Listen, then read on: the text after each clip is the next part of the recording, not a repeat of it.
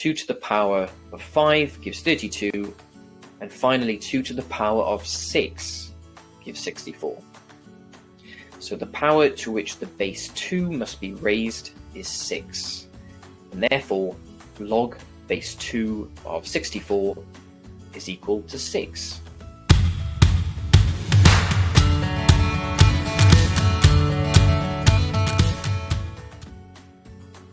In this video, you're going to learn what it means to take a log of a number and how logs are just the inverse of exponentials.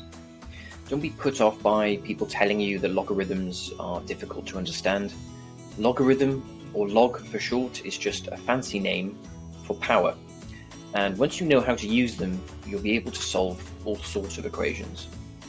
The first thing to understand is that exponentials and logs can describe the same thing because they're just the inverse of each other.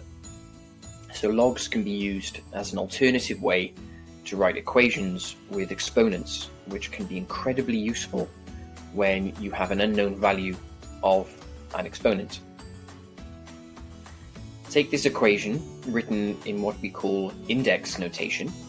The index notation is just the use of the exponent x to which 4 is being raised. If we wanted to solve this equation for x, we need to write it in a form in which it can be solved. That is, making x the subject of the equation. This is why log notation is so useful, because it allows us to rearrange an equation written in index form to make the x the subject of the equation. So we can write x is equal to log base 4 of 16. This number is what we call the base of the log. The base determines the number which we must raise to some power to give the number of which we are taking a log. So as you can see on the left, we must raise 4, the base, to the power of x to give 16, the number we are taking a log of. So whenever you see an expression with a log, you will know that it's just simply a power. So what power must we raise 4 to give 16? 4 to the power of 2, or 4 squared, is 16. So log base 4 of 16 is equal to 2. Now, let's change something in the index notation and see how it affects the log notation. So if we change the value of the exponential from 16 to 64, then 4 raised to the power of some value of x is now equal to 64.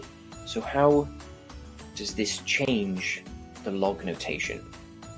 Well, remember, we take the log of the exponential, the number we get after raising the base to the power of x, which in this case is 64. So that becomes log 4 of 64. And remember, the log is equal to the value of the exponent or power to which the base 4 must be raised to give 64. So let's think about which value of this exponent will satisfy the equation. Well, if we raise 4 to the power of 3, that is 4 times 4 times 4, we get 64. So the base, or the log base 4 of 64, is equal to 3. Now let's change something else in the index notation and see how it changes the log notation again. This time, let's change the number being raised to the unknown power from 4 to 2, which gives 2 to the power of x equals 64. Now, how will that affect the log notation over here? Well, we change the number that is being raised to the power of x to 2, which, don't forget, is the base of the log. So the base of the log becomes 2. Now we have log base 2 of 64. So what is this equal to? Remember, log is the power, so it's the power to which the base 2 must be raised to give 64. So which value of x will satisfy this equation here? Well, let's try some different values. 2 to the power of 1 simply gives 2, since raising a number to the power of 1 just gives the number itself. 2 to the power of 2, or 2 squared, gives 4. 2 to the power of 3, or 2 cubed, gives 8. And 2 to the power of 4 gives 16. 2 to the power of 5 gives 32. And finally, 2 to the power of 6 gives 64. So the power to which the base 2 must be raised is 6. And therefore, log base 2 of 64 is equal to 6. Now, here we have another equation written in index notation. In other words, an equation with an exponent in it. So to solve this equation, we have to make x the subject. So if we write it in log notation, we get x is equal to log with some base of some exponential. We now know that the base is the number being raised to a power, which in this case is 5. And the exponential is the number we get after raising the base to the power of x, which in this case is 25. So we get log base 5 of 25. And log base 5 of 25 is equal to the exponent to which the base 5 must be raised to give 25. We can see here that raising the base of 5 to the power of 2 will give 25. So the value of log base of base 5 of 20 is simply 2. Okay, so this time try pausing the video and think about how this equation would be written in log notation with x as the subject. I'll give you 5 seconds to pause the video.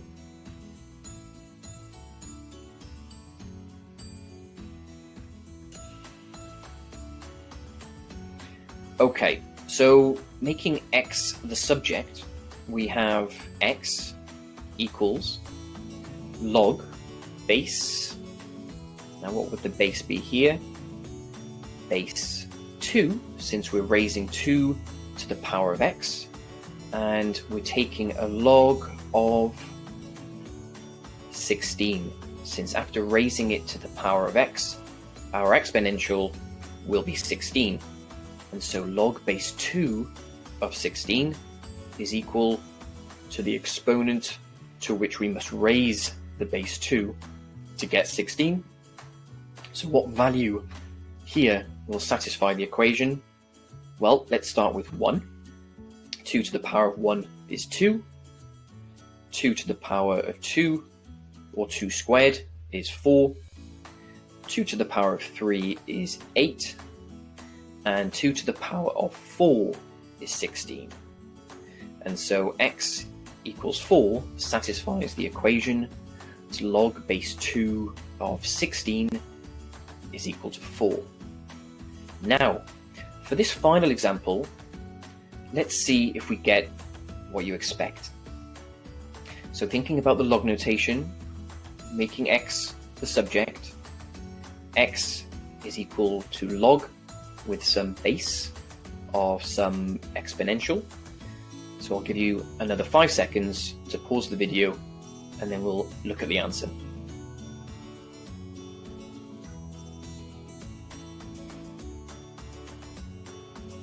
So the number being raised to a power is 3. So we have log base 3, and the exponential, or the number we get after raising the base to the power of x, is 27. So log base 3 of 27 is equal to what? Well, the power to which we need to raise base 3 to give 27, 3 squared is 9, 3 cubed, or 3 to the power of 3, is 27. So the value of the exponent that satisfies this equation is 3. And therefore, log base 3 of 27 equals 3.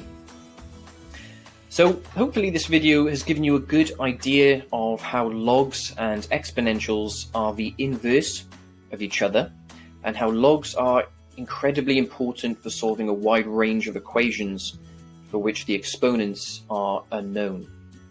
Watch out for the next video I'll be releasing shortly, in which we'll look at the fundamental laws of logs and how to use them to solve these kinds of equations.